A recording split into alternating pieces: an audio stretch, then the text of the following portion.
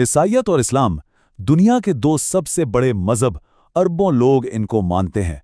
इनकी जड़ें तो एक हैं, लेकिन अकायद में ज़मीन आसमान का फ़र्क है। तो आखिर ये रास्ते अलग कहाँ से हुए? चलें इसी को समझने की कोशिश करते हैं। ये सवाल बहुत अहम है ना? कि भाई इब्राहीम, मूसा और ईसा जिनका एहतराम दोनों मज़ाहिब करते हैं, फिर भी बुनियादी अकायद इतने अलग क्यों? तो इस पूरे जायज़े में हम उन्हीं मुश्तरका बातों और इख्तिलाफ़ात को देखेंगे ताकि एक साफ तस्वीर सामने आ सके।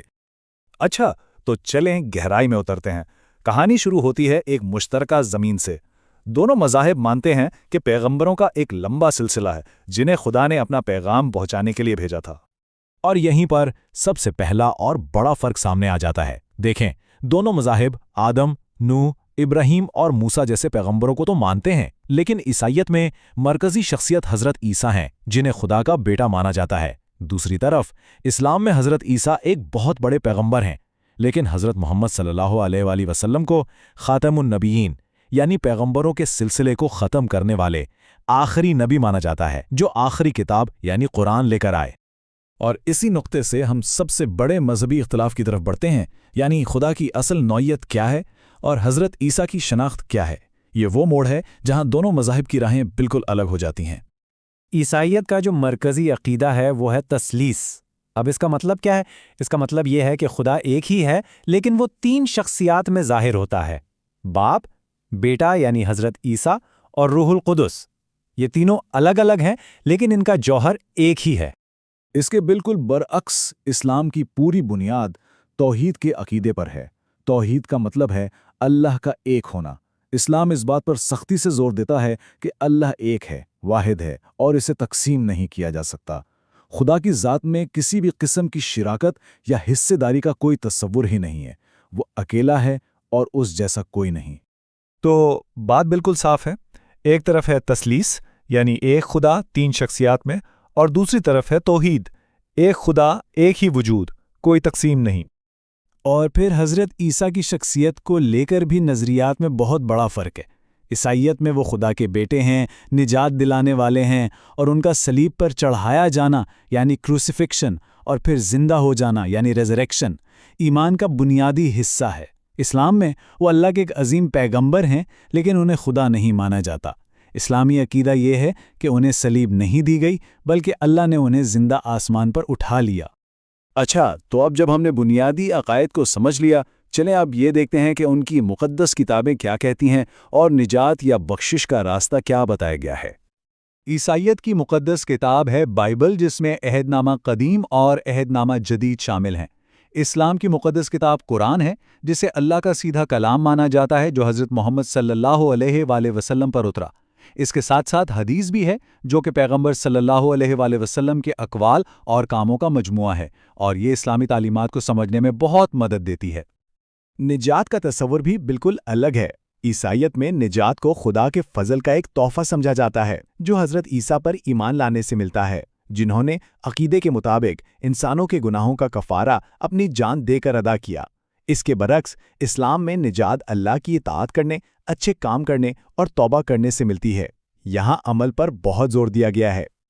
चलें अब ज़रा नज़रियाती बातों से हटकर अमली ज़िंदगी को देखते हैं।